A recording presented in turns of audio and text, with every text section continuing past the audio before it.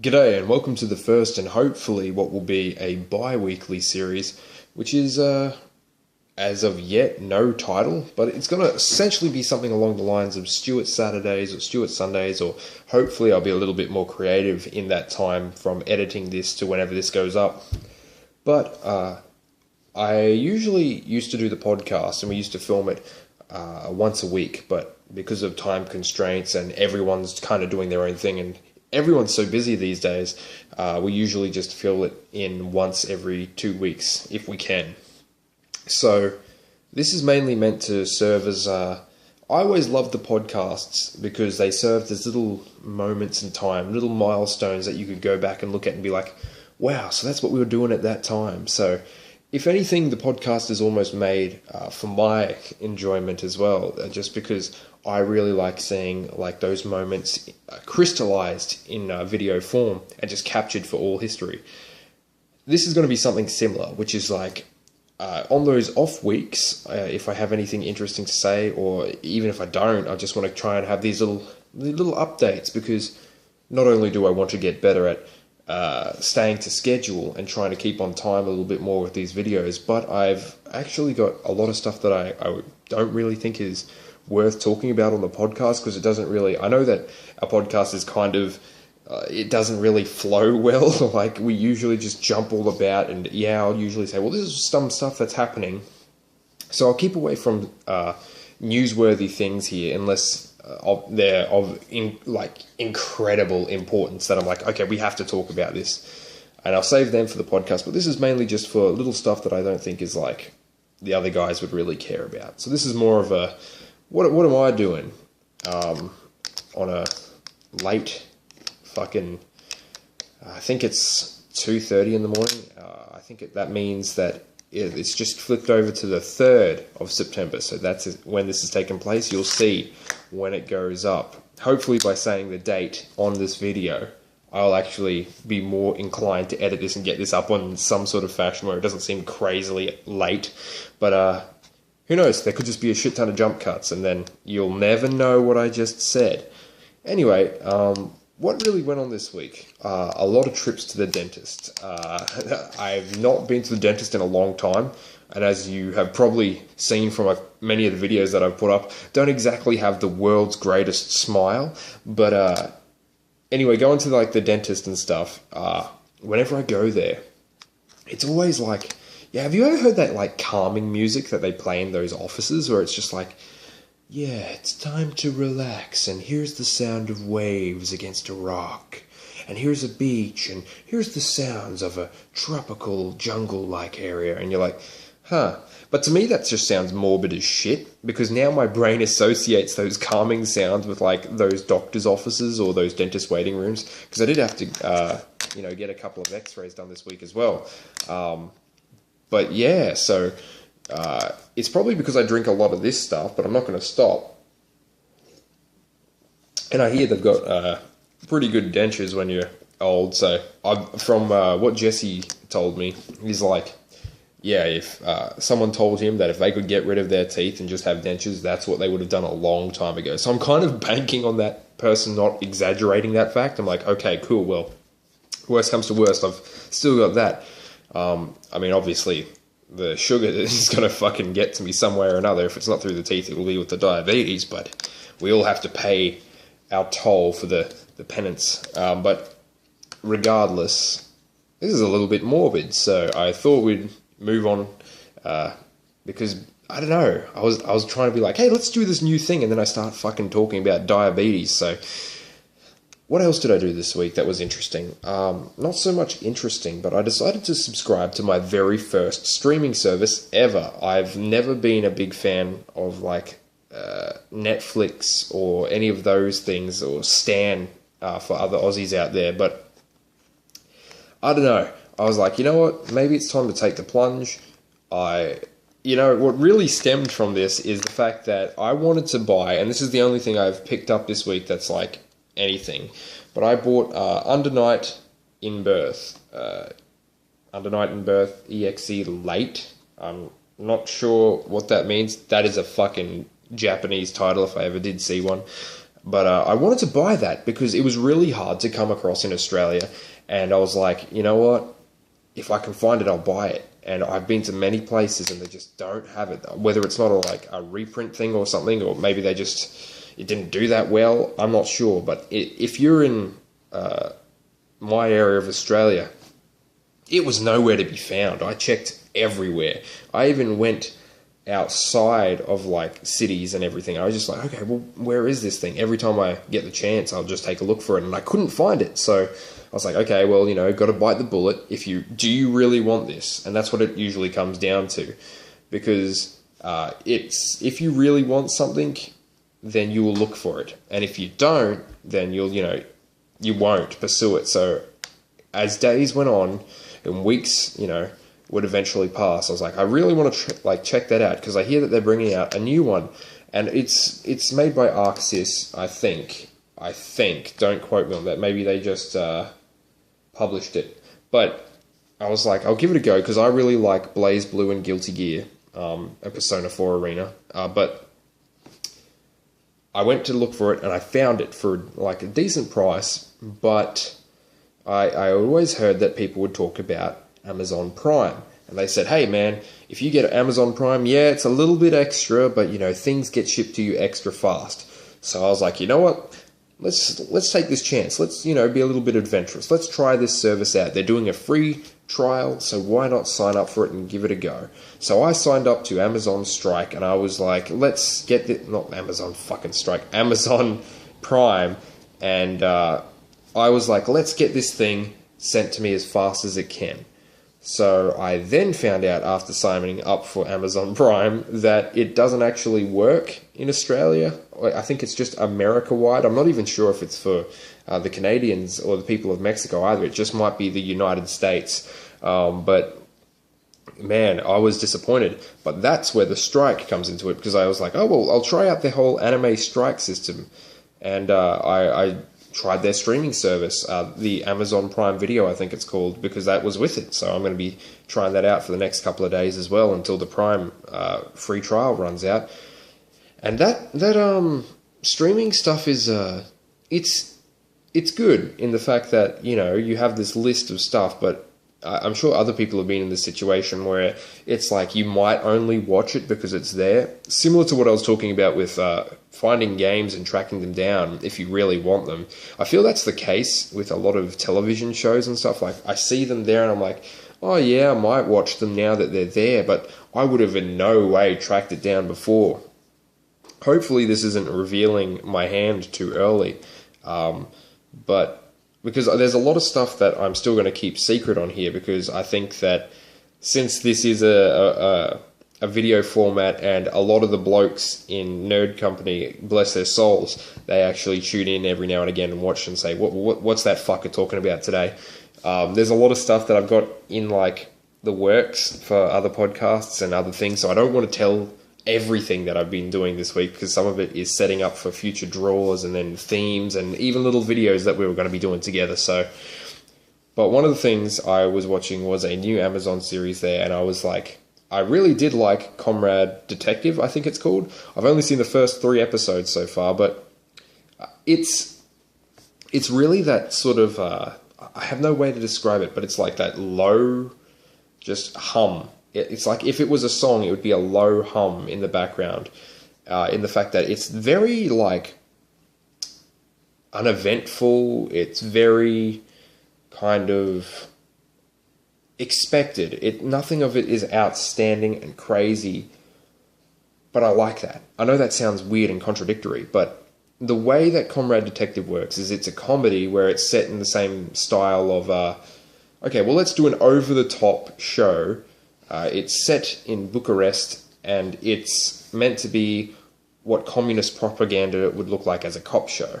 And so it's meant to be as, like a Miami Vice kind of deal, or something where in America they'd just be like, oh yeah, here's this show, it's this cop drama, but we're busting up communists. In this case, it would be the opposite. It would be like, oh, in this case, we're busting up those horrible, horrible capitalists. And the fact that it's not always played for laughs, like it has that serious tone to it, and Don't get me wrong, it still does things that are a little over the top and meant to be funny because it is a comedy after all. But I really like the tone in which it sets because not everything is like extremely funny. But then there'll be that one line that will just really make you smirk and you're like, that was good. And you can see and you look for it because that's the way they set up the show. It's presented to you as this was a show that was found and we've come back and dubbed it and hopefully you enjoy it. And that's not the case, obviously, but that sort of presentation really helps to it. And it really gets you into this mindset. I'm really enjoying it so far. I think that the main lead is really cool, but then again, I really like those kind of detective stories. And I'm interested to see how the series progresses, and hopefully it doesn't end with something that's like too fucking over the top. Like, when I went into this, because they were like, oh, propaganda, I immediately thought of something akin to Kung Fury. You know, how Kung Fury is good, but everything is so over the top, and there's like a million gags every second. Some of them are very bad, and some of them are very good, but there's like a million of them, and so it's like you're watching this thing, and it's like entertaining because you're looking for the gags alone. Well, this is a semi-decent like cop drama. I'm not going to say it's like enthralling, but it's pretty good to just watch by itself, even without those comedic elements. But yeah, so I would recommend Comrade Detective to anyone. I think that's Amazon Prime Video exclusive, so, you know, you might need to sign up to watch that. But it's fun, and if you're doing what I'm doing, which is if you get the free trial, you know, there's nothing wrong with free. So even if you just want to watch it and then just cancel it, you've still tried it out. Yeah, I'd recommend it.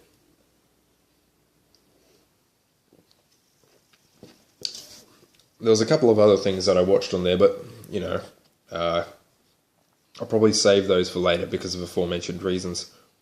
One of the things that I did do this week is I played a lot of old school kind of Game Boy Advance games. I know it's weird to say like old school, but as time continues to march on, you really realize that it's just like, wow, that was a while ago now. I've been on this quest for a long time. You might have seen videos that I've made in the past where I've just been like, I've got so many fucking games I need to finish. But recently I've had a little bit of spare time, so I've like, well, let's not waste this gracious gift that you've been given, and let's try and go and finish some of these things. The one that I finished just yesterday, in fact, was Lord of the Rings Return of the King for the Game Boy Advance. And I'd pretty much already finished that, but it was just like, when I went back to that, it was like I was young and a kid again because I used to play it with my brother. And one of the things about that game that was really cool is you could do co-op. So I don't know how it happened.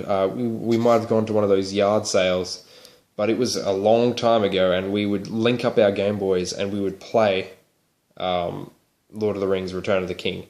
And I forget how to do it exactly because obviously I wasn't playing multiplayer. But one of the best things about that game was you could play as Sam, I think, and Smeagol.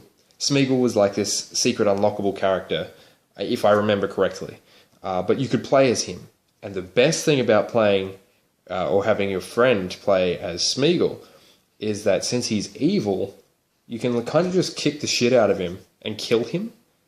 So I remember constantly chasing down my younger brother, who was playing as Smeagol, and I would try and chase him through Shelob's lair and try and kill him. So when you really think about it, it's more like reenacting the movie. But that was fun. When I went back to it, it was very simplistic, and it was more Diablo oriented than I remember. Like, I was playing this, and I was like, wow, this is like it's not a great Diablo, but it's not awful, and I'm fond enough of the characters. Music is all right. I don't think a lot of it really transfers well to the GBA, but it's a you know, a middle of the road game by itself. But if you have some reason or someone to play co-op with, I'd highly recommend that. Some of the other things that I played this week, I've got over here actually. Not all of them are good. I just wanted to get through them. We got Jimmy Neutron.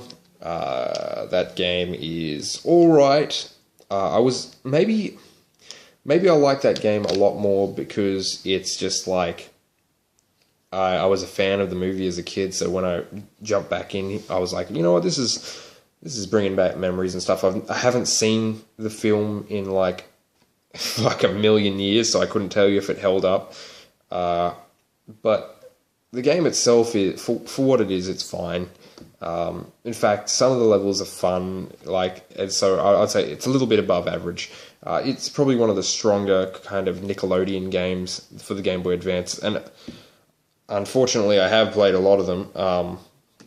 One of the other ones that I played this week was a replay, which was Dragon Ball Z Legacy of Goku. That game is surprisingly solid.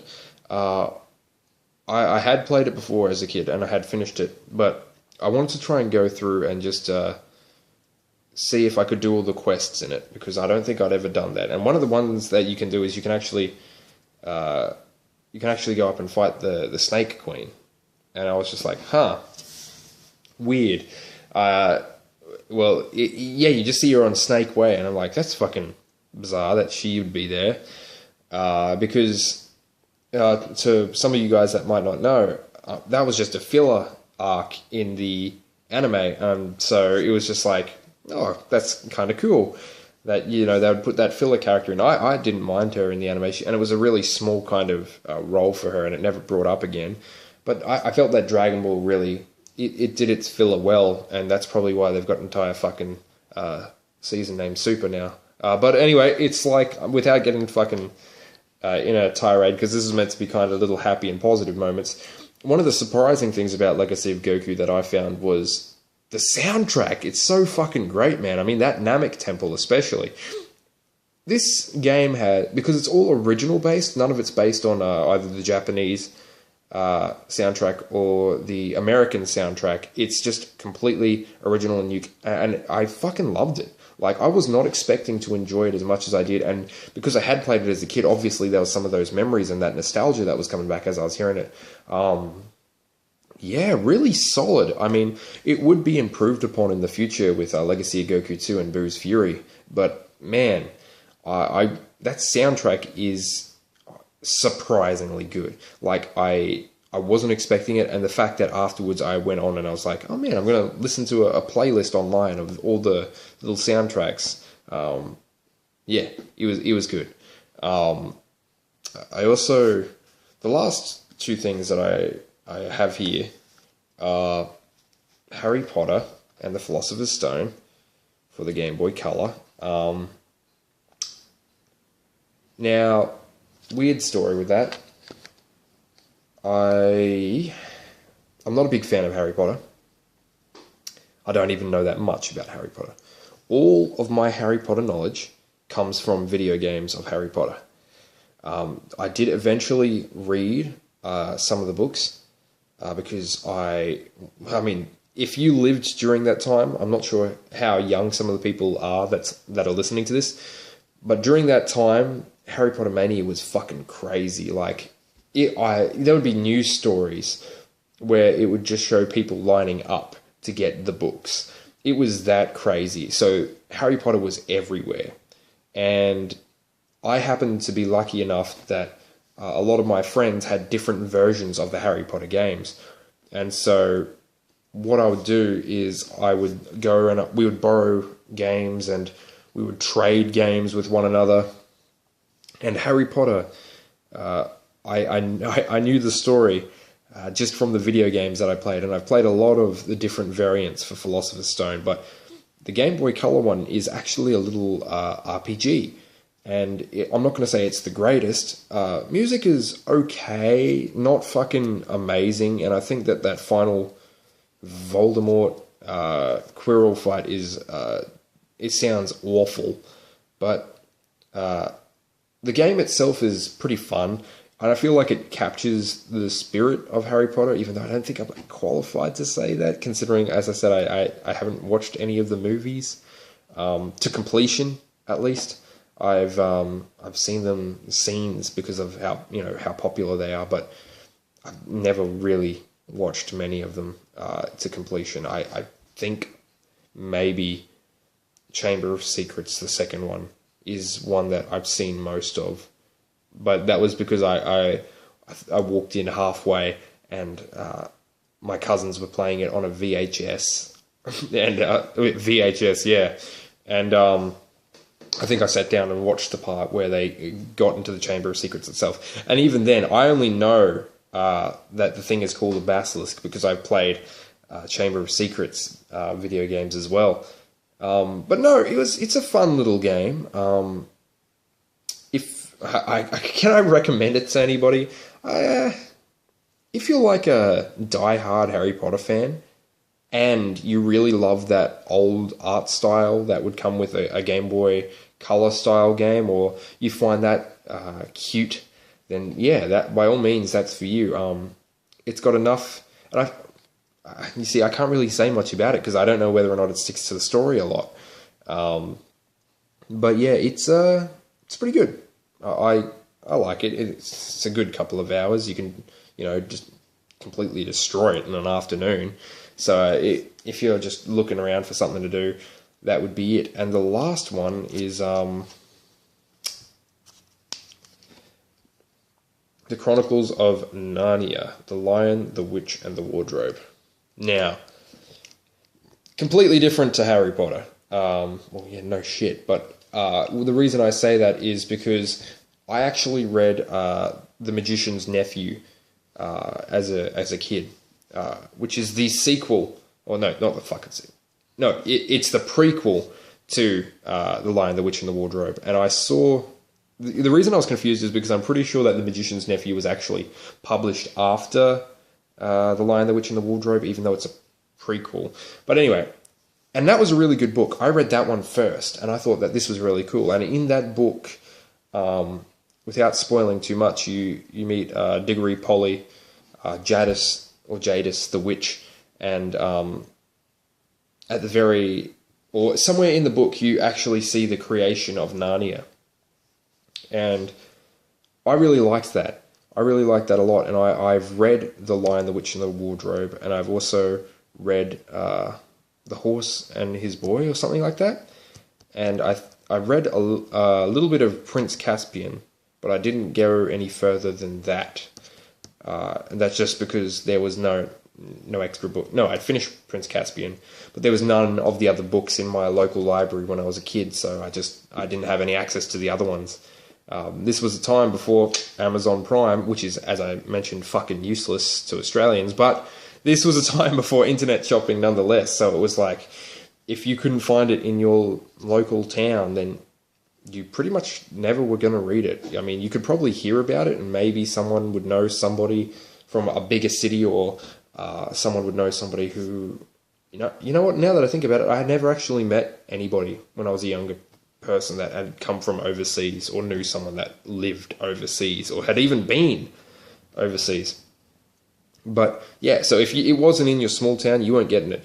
And I remember really liking those books, and they were written in a very old style, but as with most fantasy of that time, like, for example, I really loved The Hobbit and the Lord of the Rings books. So I'd kind of gotten used to that style of writing and the eloquent English that they use, that very old style that I think is kind of being lost today, because most people, myself included, use slang a lot, and because we break our words down, and then there's, those internet memes and stuff that even make sentences that you're just like, oh, I can reduce it down to an easy joke and people know what I'm trying to get across. And that's what language is, but language is changing so much because of the internet now, that if you were trying to go back, it would be probably a bit jarring to younger readers at the moment.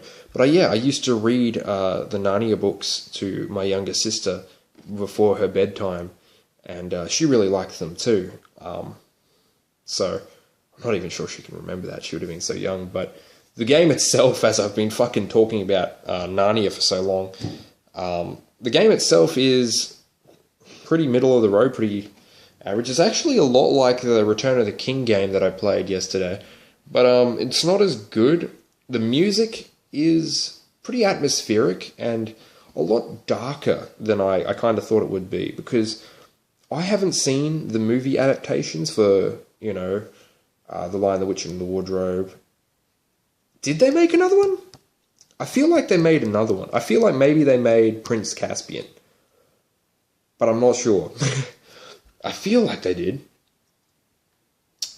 But anyway, it was a lot darker than I thought it would be. And you're probably like, yeah, well, no shit, it's got a war in it at the very end against the witch. But it's just like, I don't know, you see, like, it's a Game Boy game, it's made for children. Narnia is a pretty kid-friendly series. Obviously, it does have some adult themes and some other themes, but it's just like, it's a children's book series to young adults. And then to have this somber tone to a lot of the music and this atmosphere that it portrays, you definitely feel the effects of that 100-year winter that The Witch has caused. It's an alright game. Yeah, I don't really know what much to say about it than that. But one of the main things things that I don't have here with me, on my Nintendo 64, I also went back in and took a look at Smash Brothers, and just went to see how it holds up.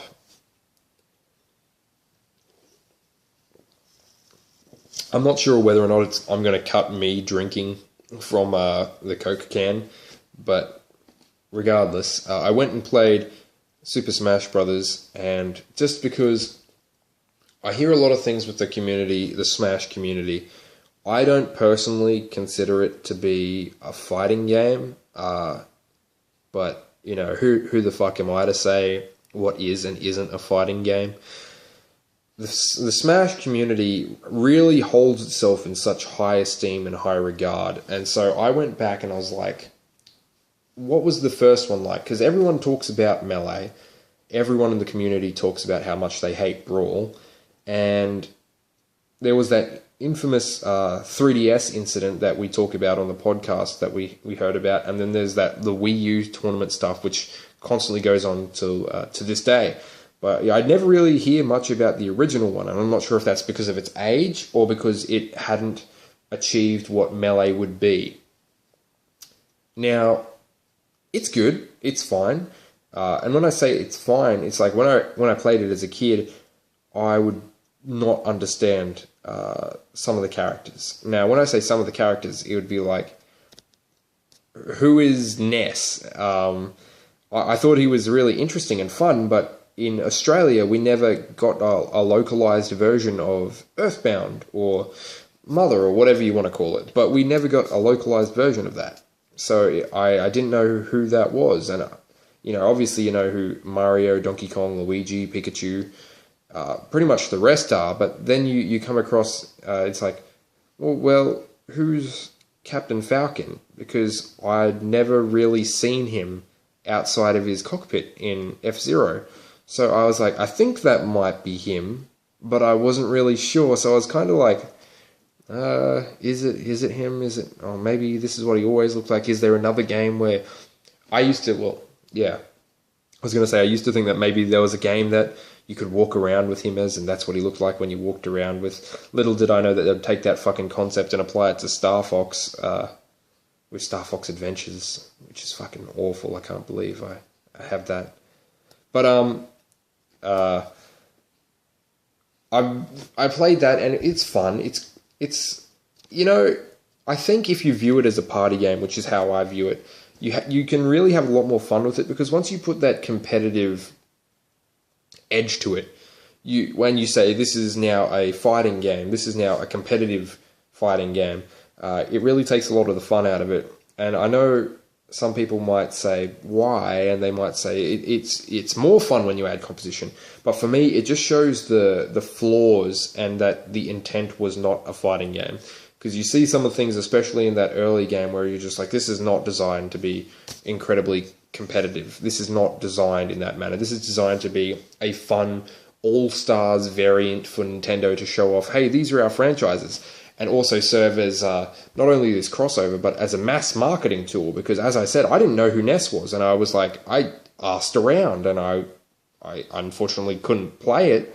But if I had been able to, I would have bought it, and I would have been like, sure, I'd like to, give it a go, just because of Smash Brothers. So, I mean, it was fun, and I really enjoyed going back to that. I played a couple of other things for the first time this week as well. I played Street Smart with Ryan during the week. That game is extremely simplistic. I really like it, though, just because, whenever you do something co-op with a mate, you always have fun while you're doing it. But the music that they play for Street Smart, at least for the first stage, and I think maybe the final stage as well, is what would be the theme for Joe, Terry, and Andy in Fatal Fury 1, when you'd all team up with them. And I was like, that's fucking cool. So that was fun, and that was a neat little surprise as well. Very fucking difficult, because I suppose it was early days for the arcade, but yeah, not too much to really say about that either, because once you get these really simplistic things, it's like, well, what do you really say about them?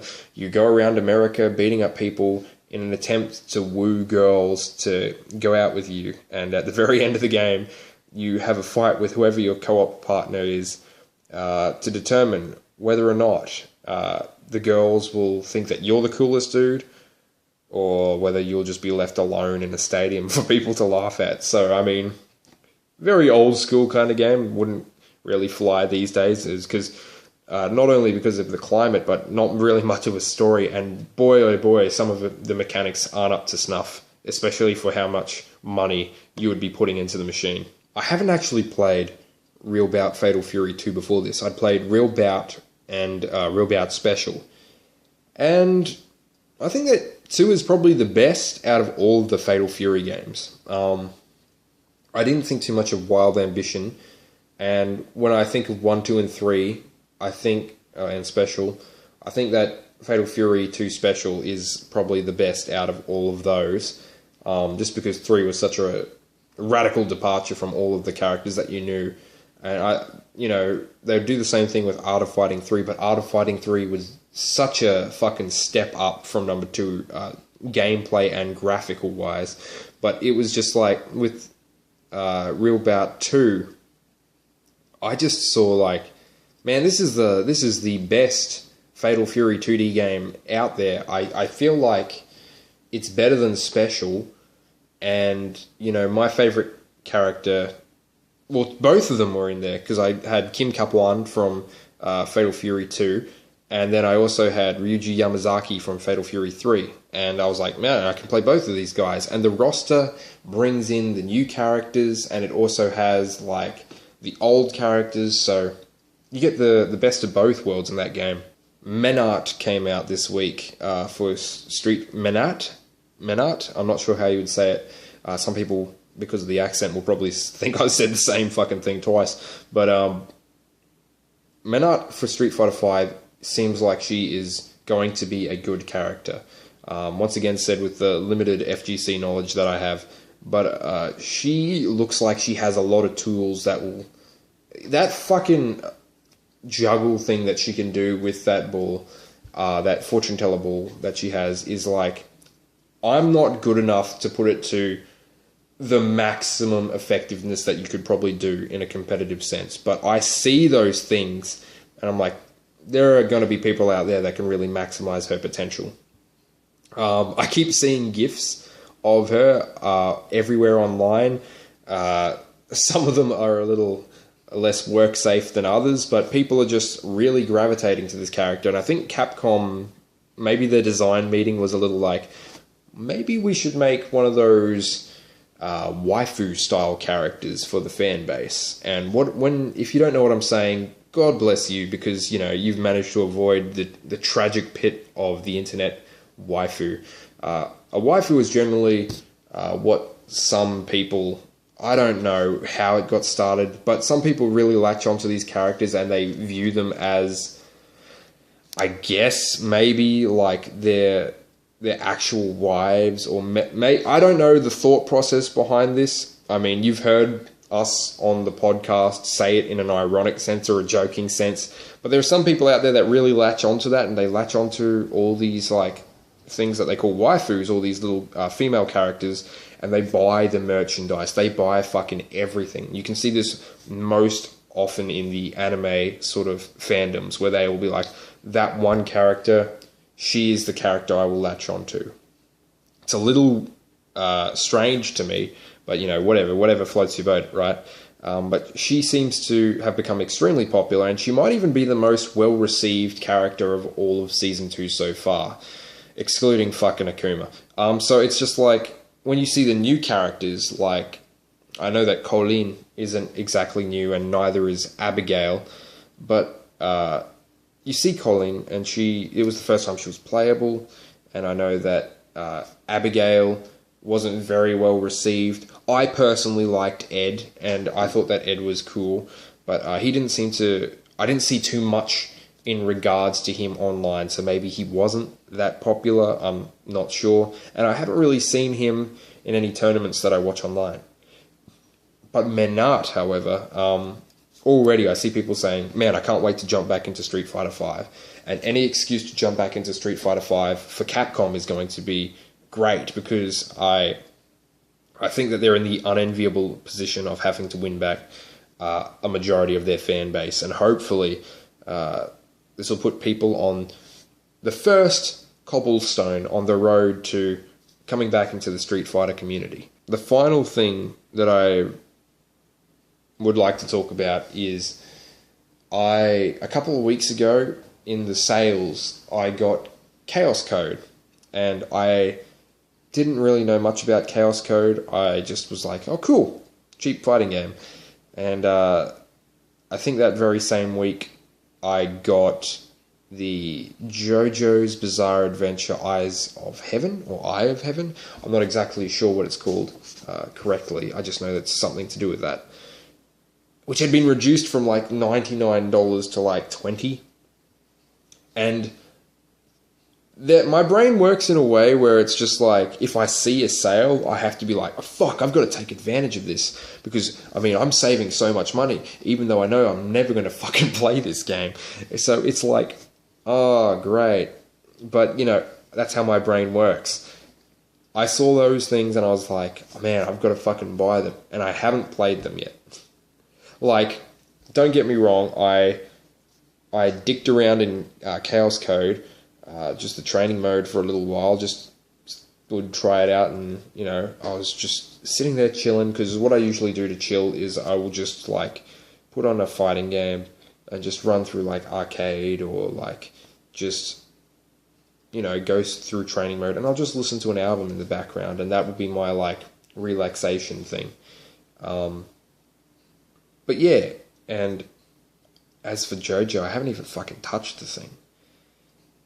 Does that happen to you guys? Like, do you see a sale out there and you're like, I've got to get this because this thing has been reduced for so much, and then you're like, I might play it. You try and sell it to yourself. You're like, hey, you never fucking know. I really want to play that thing, and then you just don't.